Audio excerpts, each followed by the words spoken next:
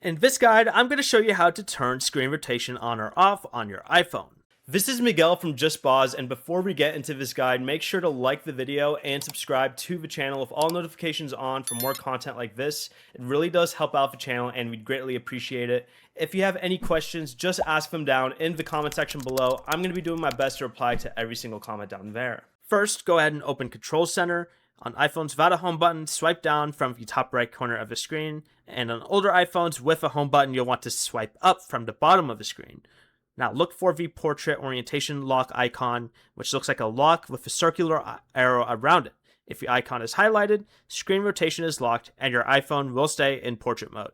Tap the icon to turn it off, and you can now rotate your phone sideways, and supported apps will rotate into landscape mode. To lock the screen orientation again, just go ahead and tap it once more.